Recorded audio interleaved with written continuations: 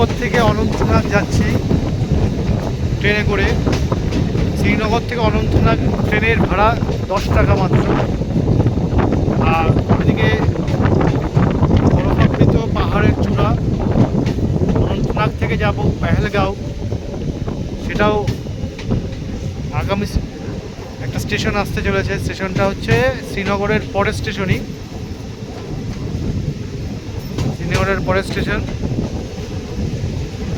ভূস্বর্গে train চড়া একটা অন্য ধরনের অভিজ্ঞতা, যা সাক্ষী হচ্ছি, এটা খুবই ভালো লাগছে। আগামী দিনে হয়তো ট্রেন আরও ভালো পরিষেবা দেবে, যেখানে কাটরা থেকে হয়তো বা জম্মু থেকে সোজাসুজি আমরা শ্রীনগর পৌঁছতে পারবো ট্রেনে করেই খুব অল্প সময়ের মধ্যে। এবং পাম্পোর নেক্সট স্টেশন পাম্পোর, হয়তো আগামী 18ই এপ্রিল ট্রেন সার্ভিস চালু হচ্ছে কাটরা থেকে শ্রীনগর পর্যন্ত সবার জন্য।